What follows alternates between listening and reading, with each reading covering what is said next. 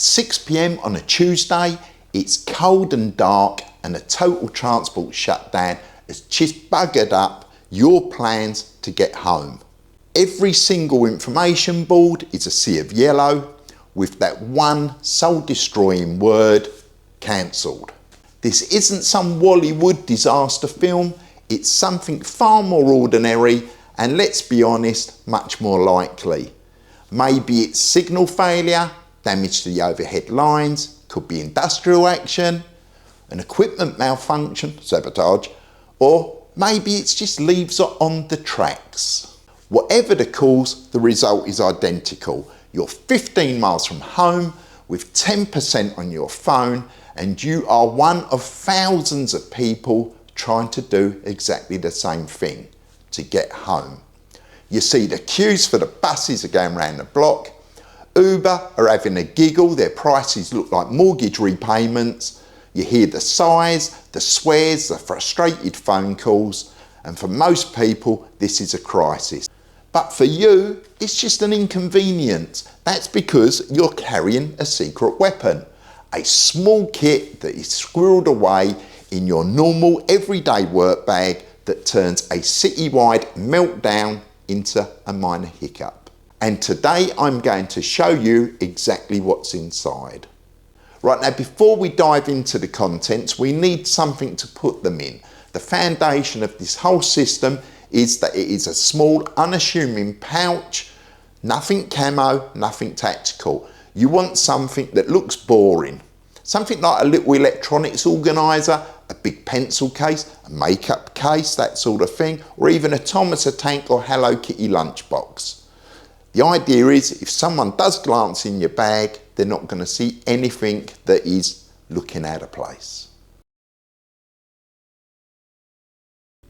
In this instance, I'm using a TomTok electronics organiser pouch, just because it's what I've got.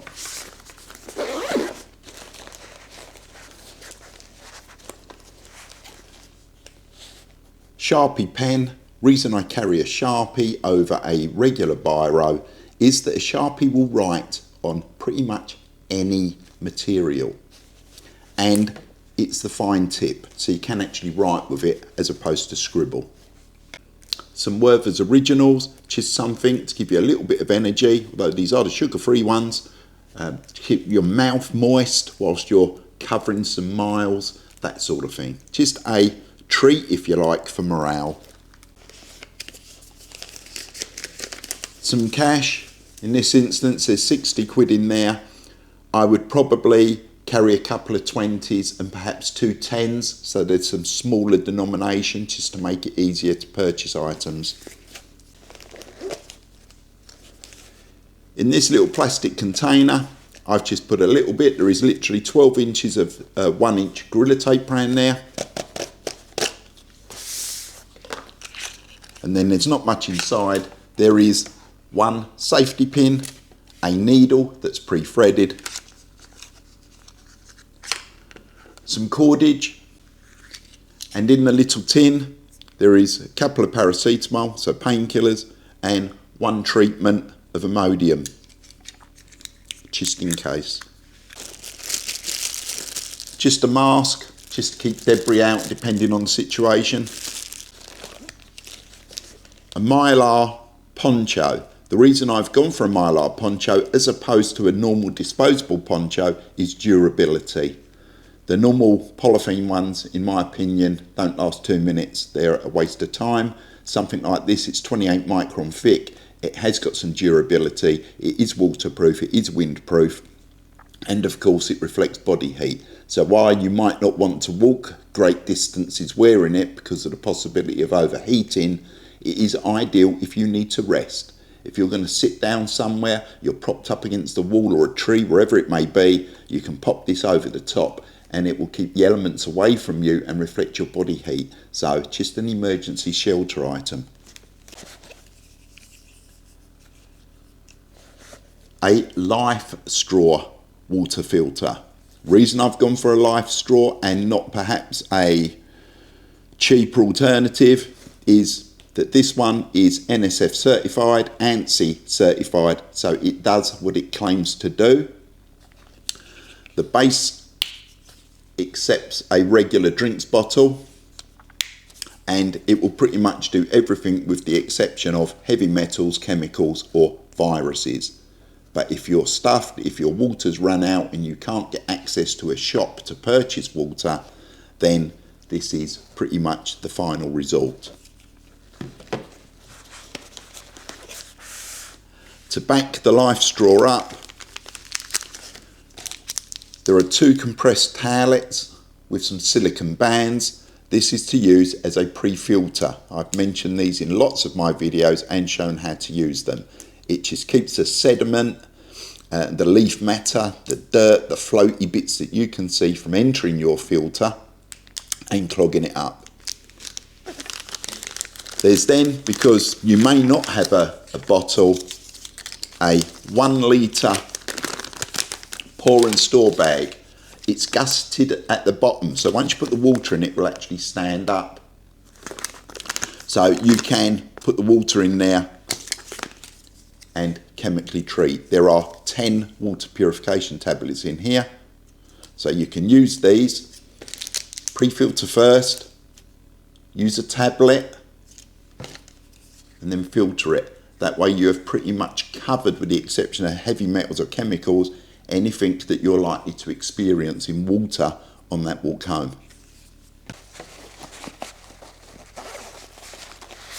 Next out is a battery bank. This is an Anchor. It's a 10,000 milliamp hour. You may decide to carry something smaller, both physically and without having the 10,000 milliamp hour. You might decide 5,000 is adequate for you, but this is just one that I have at hand just to give you an idea.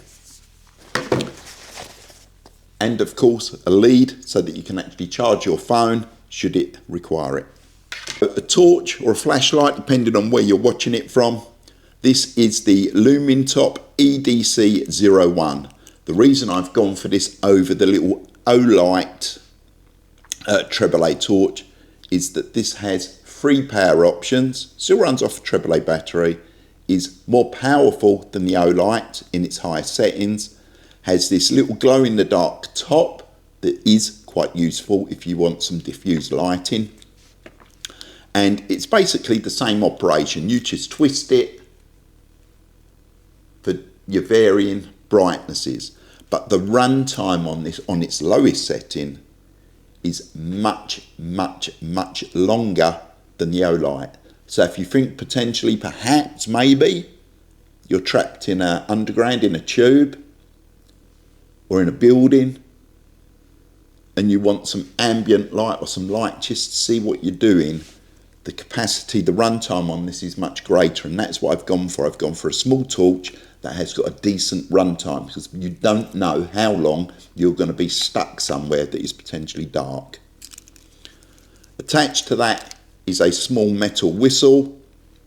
Again, if you're trapped in a building or stuck, something's happened and you need to gain attention, the whistle is always much better than having to scream and holler. And then finally, depending on transport restrictions, I've just put a little Swiss Army knife in here. Now, if you're travelling by bus, if that's your main method of commute, then the chances are you can EDC a larger legal penknife. I'm not sure, I don't use railways or tube networks anymore. I'm unsure of the restrictions.